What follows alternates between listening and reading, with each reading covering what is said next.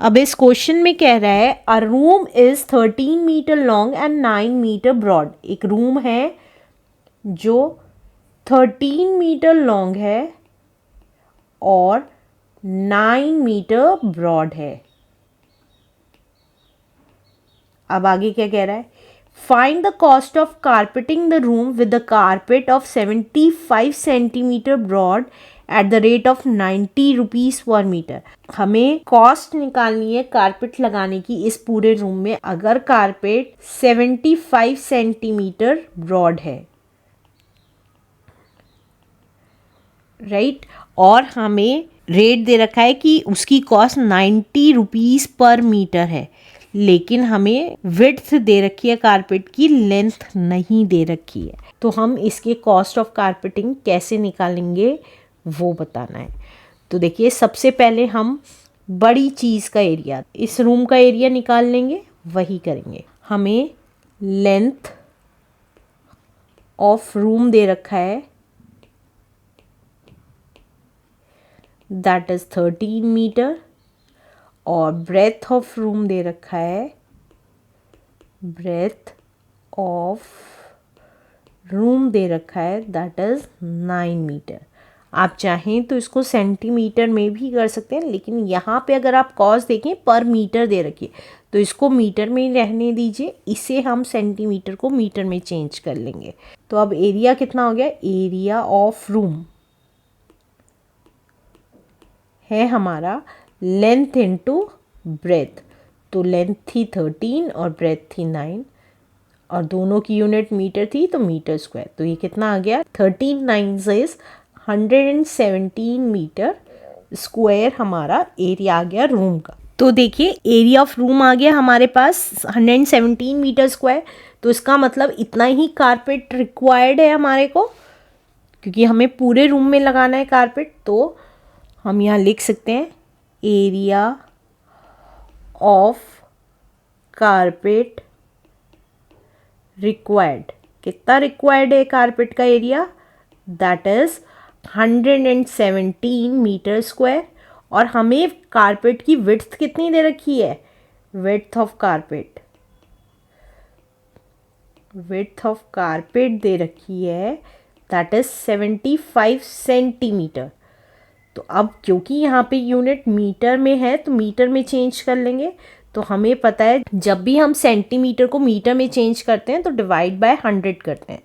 तो सेंटीमीटर को मीटर में चेंज किया डिवाइड बाय 100 करने के लिए करके, तो ये आ गया मीटर में। तो इसको हम 0.75 मीटर भी लिख सकते हैं।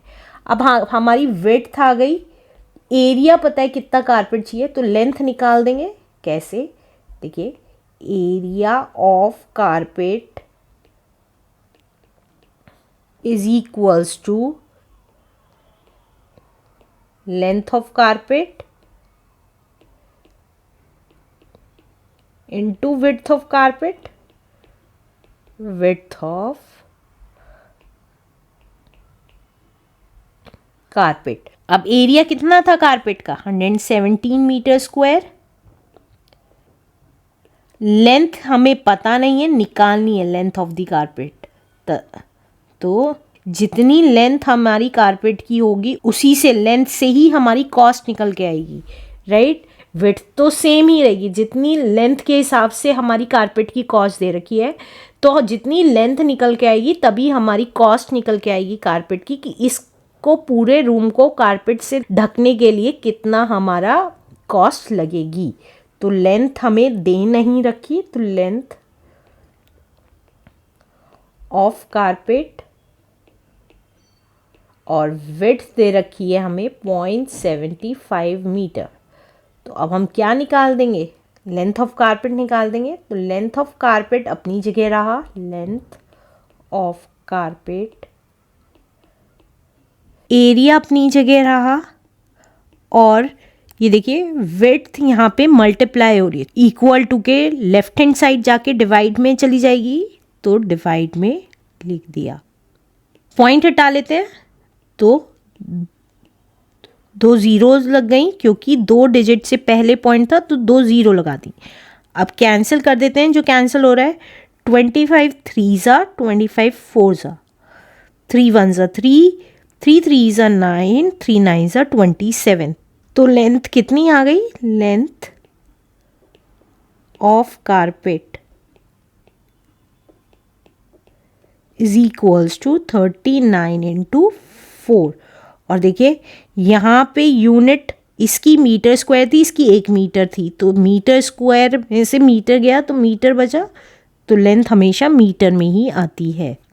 तो लेंथ ऑफ कारपेट आ गई, लेंथ ऑफ कारपेट आ गई हमारी, that is 4 9s are 36, 3 carry, 4 3s are 12, 13 14 and 15, 156 metre. अब रेट ऑफ कारपेटिंग दे रखा है 90 rupees per metre. Rate of carpeting दे रखा है हमें, दैट इज ₹90 पर मीटर। तो हमारी कॉस्ट कितनी आ जाएगी? कॉस्ट ऑफ कारपेटिंग आ जाएगी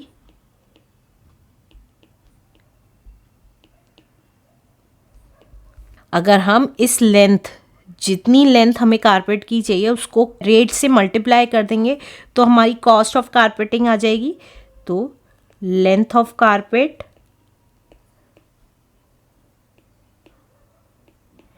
मल्टीप्लाइड बाय रेट ऑफ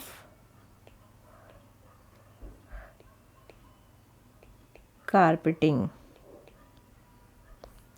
तो लेंथ थी हमारी 156 मीटर और कारपेट का रेट था 90 रुपीज़ पर मीटर। तो ये कितना आ गया? 0 as it is, 9 6 54, 5 carry, 9 5 45 plus 5 is 50 carry 5, 9 1 9 plus 5 is 14 rupees. तो हमारी इस रूम को कारपेट करने की कॉस्ट कितनी आ गई? That is 14,040 rupees is the answer. Let's do next question now.